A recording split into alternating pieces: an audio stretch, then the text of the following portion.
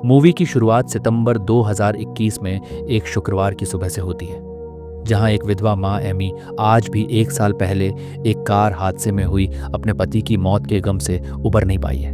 वो एक दिन के लिए काम से छुट्टी लेकर खुद को थोड़ा समय देने का फैसला करती है और अपनी छोटी बेटी एमिली को स्कूल बस में बैठाकर स्कूल के लिए विदा करती है। फिर वह अपने टीनेज बेटे नोआ को भी स्कूल के लिए उठाने जाती है, जो बीमार होने का बहाना करके अभी भी सो रहा होता है। दरअसल नोआ भी अपने पिता को खोने के बाद से काफी उदास और अकेला सा रहने लगा है। इसलिए उसकी माँ उसे कहती है कि आज वे तीनों साथ में मूवीज और डिनर एंजॉय करते हुए समय बिताएंगे, और उसे उठकर रहने के लिए कहकर जॉगिंग पर निकल जाती है और सुबह की ठंडी हवाओं को एंजॉय करते हुए जंगल की ओर जाने लगती है। साथ ही जॉगिंग करते हुए रोजमर्रा के कुछ कॉल्स अटेंड करती है, जिसमें उनके बॉस का कॉल होता है, जो उन्हें साथ में लंच पर चलने के लिए पूछ रहा होता है। लेकिन एमी उसको इस बारे में बाद बात करेंगे कहकर टाल देती है। फिर उनकी बेटी एमिली की क्लास टीचर का भी कॉल आता है, जिसमें एमिली अपना स्कूल प्रोजेक्ट ले जाना भूल गई होती है। तो एमी उससे वादा करती है कि वह लंच से पहले उसका प्रोजेक्ट स्कूल छोड़ देगी। उनकी माँ का भी कॉल आता है, जो उन्हें बताती हैं कि वे लोग आज वापस आ रहे हैं, और साथ ही एमी को एक गैराज से उनकी कार पिक करने के लिए भी कह रही होती है। कि तभी एमी को 2 पुलिस कारें तेजी से शहर की ओर जाती हुई दिखाई देती हैं। एमी एक कच्चा रास्ता लेकर आगे बढ़ जाती है, और जब वह मैकेनिक को कॉल करती है तो वह कार लेने थोड़ा देर से आने कहता है और बताता है कि पुलिस ने बैरिकेड लगाकर रोड ब्लॉक की हुई है, शायद कोई एक्सीडेंट हुआ है। लेकिन एमी को अभी ये सब उतना सीरियस नहीं लग रहा होता है, इसलिए वह अपने फ़ोन को डू नॉट डिस्टर्ब पर डालकर शांति से जॉगिंग करती हुई शहर से दूर एक नदी के किनारे आ जाती है, जहां वह अपने पति के साथ अक्सर आया करती थी, और अपने पति और बच्चों के साथ बिताए कुछ अच्छे पलों को याद करते हुए पुरानी यादों में खो जाती है। पर तभी उनके फ़ोन पर अचानक पुलिस का एक इमरजेंसी अलर्ट आता है कि शहर के सारे स्कूलों को किसी वारदात के चलते लॉकडाउन में डाल दिया गया है। लेकिन उसमें क्लियर नहीं बताया जाता कि स्कूल में क्या हुआ है। एमी को एमिली की चिंता होने लगती है, इसलिए वह तेज़ी से घर की ओर दौड़ पड़ती है और एमिली की क्लास टीचर को कॉल करके एमिली के बारे में पूछती है। तो टीचर उसे बताती है कि एमिली ठीक है और उनके स्कूल में कुछ नहीं हुआ है, लेकिन हाई स्कूल में कुछ बुरा हुआ है। एमी घबराकर नोआ को स्कूल ना जाने के लिए कॉल करने लगती है, लेकिन उसका कॉल नहीं लग रहा होता है। और तभी एमी को उनकी दोस्त हैदर का कॉल आता है, जो बताती है कि शायद स्कूल में एक शूटर बहुत सारे हथियार लेकर घुस गया है और उसने अब तक एक बच्ची को गोली भी मार दी है। हैदर अपनी बेटी मैकेंजी और नोआ के लिए चिंतित होती है। एमी उसे बताती है कि नोआ आज स्कूल नहीं गया है, लेकिन जब हैदर बताती है कि उसने नोआ को स्कूल जाते हुए देखा था, तो एमी की चिंता और बढ़ जाती है। एमी फिर से नोआ को कॉल और मैसेज करने लगती है, लेकिन नोआ जवाब नहीं दे रहा होता है। एमी तुरंत 911 पर कॉल करती है, जहां की अधिकारी डेड्रा उन्हें स्कूल के पास बनाई गई एक लोकेशन पर पहुंचने की सलाह देती है, जहां सभी चिंतित माता पिता इकट्ठा हो रहे हैं। लेकिन वह जॉगिंग करते हुए बहुत दूर आ चुकी होती है, इसलिए वह अपने 1-2 दोस्तों को उन्हें वहां से पिक करने के लिए कॉल करती है, लेकिन कोई मदद नहीं मिल पाती। तो वह खुद ही दौड़ती हुई उस लोकेशन की ओर जाने लगती है, लेकिन दौड़ते हुए उसके पैर में मोच भी आ जाती है। एमी को ध्यान आता है कि मैकेनिक की शॉप पुलिस बैरिकेड्स के पास ही है, तो वह मैकेनिक को कॉल करती है और रिक्वेस्ट करके घटनास्थल पर जाकर देखने कहती है कि वहाँ नोआ का ट्रक है या नहीं। मैकेनिक भी एमी की बात मानते हुए वहाँ जाकर कंफर्म करता है कि नोआ का ट्रक स्कूल में ही है। एमी समझ जाती है कि नोआ भी स्कूल में ही है। वह मैकेनिक से आगे भी जानकारी देते रहने के लिए रिक्वेस्ट करती है और एक शॉर्टकट लेकर कैब लेने के लिए रूट 138 की ओर जाने लगती है। तभी उन्हें फिर से मैकेनिक का कॉल आता है, जो उन्हें बताता है कि नोआ जैसा कोई लड़का तो उसे नहीं दिखा, लेकिन पुलिस ने नोआ के ट्रक की तलाशी ली है। एमी यह सुनते ही एक जगह टकराकर गिर जाती है और उसका सिर भी एक पत्थर पर टकरा जाता है। हल्की बेहोशी में एमी का मन सोचने लगता है कि कहीं नोआ ने ही तो किसी को गोली नहीं मारी है, लेकिन उनका दिल ये मानने को तैयार नहीं होता कि उनका बेटा ऐसा कुछ कर सकता है। इसलिए वह लड़खड़ाती हुई उठकर चलती रहती है और खुद को संभालने की कोशिश करती है। पर तभी उन्हें 911 से कॉल आता है और अधिकारी उनकी कॉल को डिटेक्टिव पॉल्सन से जोड़ती हैं। डिटेक्टिव पॉल्सन उनसे कुछ सवाल पूछते हैं कि क्या उनके घर में कोई गन है।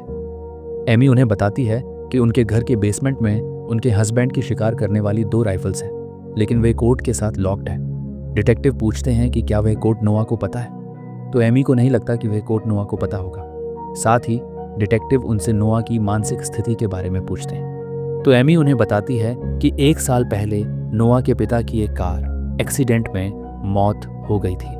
तब से वह थोड़ा उदास सा रहता है। डिटेक्टिव पॉल्सन नोआ के बारे में कोई स्पष्ट जानकारी तो नहीं देते, लेकिन डिटेक्टिव की बातों से एमी को लगने लगता है कि कहीं सच में नोआ ही तो वह शूटर नहीं है। वह टूट सी जाती है और एक पेड़ के नीचे बैठकर नोआ के पुराने वीडियोस देखकर रोने लगती है। फिर वह नोआ को एक वॉइसमेल भेजकर बताती है कि उन्हें अब भी पुलिस की बातों पर यकीन नहीं हो रहा है, लेकिन फिर भी वह नोआ से विनती करती है कि अगर पुलिस की बात सच है तो वह अब रुक जाए और किसी तरह खुद को संभालकर आगे बढ़ने लगती है। लेकिन तभी उन्हें फिर से मैकेनिक का कॉल आता है, जो उन्हें बताता है कि पुलिस अब नोआ की तरह ही और भी गाड़ियों की तलाशी ले रही है। तो एमी में थोड़ी सी उम्मीद की किरण जागती है कि उनका बेटा बेगुनाह भी हो सकता है, इसलिए वह और तेजी से भागने लगती है। तभी उन्हें नोआ का भी कॉल आता है, जिसमें वह डरा हुआ सा उनसे मदद की गुहार लगा रहा होता है। लेकिन तभी कोई नोआ के सामने आ जाता है और कॉल कट जाता है और दोबारा उसका फोन भी नहीं लग रहा होता है। एमी जब फिर से 911 पर नोआ के कॉल के बारे में बताती है तो डिटेक्टिव पॉल्सन भी पुष्टि करता है कि नोआ शूटर नहीं है और शूटर कोई स्टूडेंट भी नहीं है। साथ ही नोआ पर शक करने के लिए वह एमी से माफी भी मांगता है और बताता है कि नोआ और हमलावर दोनों हाई स्कूल की केमिस्ट्री लैब में बंद 5 लोगों में शामिल है। लेकिन पॉल्सन किसी की भी पहचान बताने से इनकार कर देता है। इसलिए एमी फिर से मैकेनिक को कॉल करती है और उससे उन गाड़ियों के नंबर प्लेट जानने को कहती है जिन्हें पुलिस तलाशी ले रही है। वह मैकेनिक भी अपनी ऑटो डाटाबेस की मदद से हर गाड़ी की रजिस्ट्रेशन जानकारी एमी को टेक्स्ट कर देता है। एमी फिर से अपनी दोस्त हैदर को कॉल करके उससे उसकी बेटी मैकेंजी से बात करवाने को कहती है, जिसे पुलिस सुरक्षित रूप से हाई स्कूल से बाहर निकाल लाई होती है। एमी जब मैकेंजी से मैकेनिक के बताए सारे नामों के बारे में पूछती है तो मैकेंजी 4 नामों को तो पहचान लेती है, लेकिन रॉबर्ट नाम के एक आदमी को नहीं पहचान पाती है। एमी समझ जाती है कि स्कूल में वही आदमी अजनबी है, मतलब वही शूटर होगा। एमी तुरंत अपने बॉस को टैक्स ऑफिस में कॉल करती है और अपने बॉस को रॉबर्ट के टैक्स रिकॉर्ड से उसका नंबर ढूंढ कर देने के लिए रिक्वेस्ट करती है। बॉस से एमी को रॉबर्ट के नंबर के साथ साथ यह भी पता चलता है कि रॉबर्ट पहले उसी हाई स्कूल की कैफेटेरिया में काम करता था। एमी अब किसी तरह हाईवे 138 तक पहुंच जाती है, जहां उनका कैब ड्राइवर भी उन्हें लेने आ जाता है। कैब से स्कूल की ओर जाते हुए एमी रॉबर्ट के सोशल मीडिया अकाउंट्स चेक करती है, जिससे उन्हें समझ आता है कि रॉबर्ट एक मानसिक रूप से अस्थिर इंसान है। फिर भी एमी हिम्मत करके रॉबर्ट को कॉल करती है और रॉबर्ट उनका कॉल उठा भी लेता है, पर वह एमी को भी पुलिस के साथ मिली हुई समझता है। लेकिन एमी उसे बताती है कि मेरा बेटा भी वहां तुम्हारे पास बंधक है, और रॉबर्ट को समझाते हुए सारे बच्चों की जान बख्शने की गुहार लगाती है। रॉबर्ट भी कहता है कि वह भी यह सब रोकना चाहता है, तो एमी उसकी मदद की पेशकश करती है, लेकिन कॉल बीच में ही कट हो जाता है। पर तभी उन्हें डिटेक्टिव पॉल्सन का कॉल आता है, जिसने कॉल ट्रेसिंग पर रॉबर्ट और एमी की बातें सुन ली होती हैं। वह एमी को रॉबर्ट को कॉल करने के लिए डांटता है कि इससे बच्चों की जान और भी खतरे में पड़ सकती है, और उन्हें दोबारा रॉबर्ट को कॉल न करने की चेतावनी भी देता है। एमी दोबारा 911 अधिकारी डेड्रा को कॉल करके उससे बातें करते हुए अपना मन हल्का करने की कोशिश करने लगती है। लेकिन तभी अधिकारी की कॉल में डिटेक्टिव पॉल्सन भी वापस जुड़ जाता है और एमी को बताता है कि रॉबर्ट ने अचानक सबसे बातें बंद कर दी हैं। इसलिए वह एमी से फिर से रॉबर्ट से बात करके उसका ध्यान भटकाने में मदद मांगता है, ताकि पुलिस स्वॉट टीम के जरिए लैब में घुस सके। एमी भी उसकी बात मानते हुए रॉबर्ट से बात करने लगती है और साथ ही ड्राइवर के फोन से पुलिस से भी इंस्ट्रक्शंस लेती रहती है। पर रॉबर्ट को जल्दी ही शक हो जाता है कि एमी पुलिस से भी बात कर रही है, इसलिए वह गुस्से में कॉल काट देता है। एमी घटनास्थल के पास पहुंचकर पैदल ही स्कूल की ओर भागने लगती है। तभी उन्हें नोआ का वीडियो कॉल आता है, जो बहुत डरा हुआ होता है और शूटर से छुपने की कोशिश कर रहा होता है, लेकिन शूटर उसे ढूंढ लेता है। पर तभी पुलिस भी अंदर पहुंच जाती है और एमी को बहुत सारी अंधाधुंध गोलियां चलने की आवाज़ें सुनाई देती हैं। अचानक नोआ से उनका संपर्क भी टूट जाता है। एमी बैरिकेड के पास पहुंच जाती है, लेकिन उन्हें स्कूल से स्वॉट टीम के साथ 4 ही बच्चे सुरक्षित बाहर आते दिखते हैं, जिनमें नोआ नहीं होता है।